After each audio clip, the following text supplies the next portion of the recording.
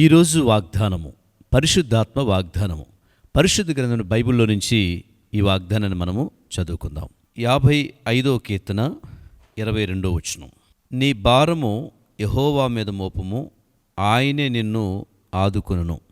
నీతిమంతులను ఆయన ఎన్నడూనూ కదలనీయడు.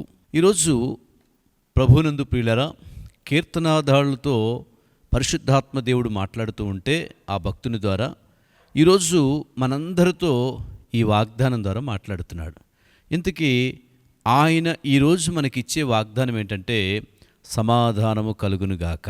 ప్రభునందు ప్రియులారా, ఒకవేళ ఈరోజు దేవుడి వాగ్దానం మాట్లాడుతున్నాడంటే నువ్వు అసమాధానంతో ఉండాలి. కొన్నిసార్లు శ్రమలు, కష్టాలు, బాధలు, ఇబ్బందులు, శోధనలు చాలాసార్లు ఈ విధంగా ప్రతి వ్యక్తి అనుకుంటారు.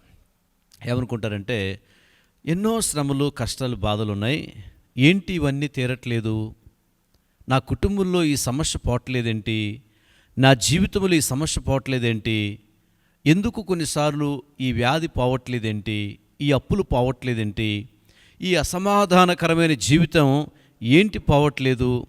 ఒకవేళ ఈరోజు నువ్వు ఇలా కృంగిపోయి ఉండొచ్చు.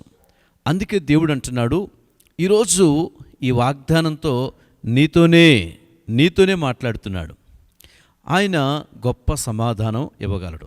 ఎప్పుడు ఇవ్వగలడు అనంటే, నీ భారము నువ్వే మోసినప్పుడు దేవుడు తీసుకోడు. నీ భారాన్ని దేవుని మీద నమ్మకంతో, విశ్వాసంతో, ప్రార్థనా జీవితం చేత నీ హృదయంలో ఉన్నది, నీ మనసులో ఉన్నది, నీకు బరువుగా ఉన్నది, ఇవి దేవుని మీద వెయ్యాలి. దేవుని సన్నిధిలో వాటిని పెట్టాలి.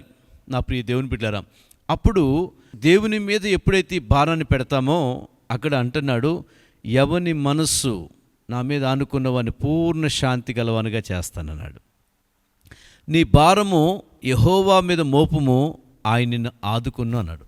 ఈరోజు నువ్వు మోస్తున్నావా? ప్రతి సమస్యని నువ్వు మోస్తున్నావా? పరిస్థితుల్ని నువ్వే చూసుకోవాలనుకుంటున్నావా? అయితే ఈరోజు దేవుడు అంటున్నాడు, నీవు కట్ల నీ శ్రమను, నీ కష్టాన్ని, బాధని, అప్పుని దేవుడి మీద వేయి.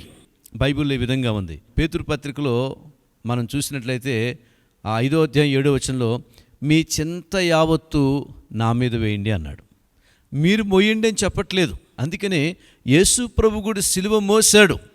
ఆ సిలువ మోయటములో మన పాపములు, శాపములో ఉన్న రోగము, వ్యాధి, బలహీనత అవన్నీ ఆయన తీసుకున్నాడండి. యేసయ్య యొక్క మాట సెలవిచ్చాడు. అసమాధానముతో ఉన్నటువంటి రక్తస్రావం స్త్రీతో, అమ్మా నీకు సమాధానం కలుగునుగాక అని చెప్పాడు. అవును కదా. ఈరోజు దేవుని వాక్యం సెలవిస్తూ ఉంది, ఎవరైతే వారి భారాన్ని వారు యేసయ్య మీద వేస్తారో, విశ్వాసముతో, ప్రార్థనతో, ప్రభా ఇది నా వల్ల కాదు, నా హృదయం తట్టుకోవట్లేదు, నేను బలహీనరాలుగా ఉన్నాను, ఈ వ్యాధితో తట్టుకోలేకపోతున్నాను, ఈ సమస్యలతో కష్టాలు తట్టుకోలేకపోతున్నాను అని చెప్పి నీ భారాన్ని దేవుని మీదై. బైబిల్ చెప్తుంది, ఆయన్ని ఆదుకుంటాడు.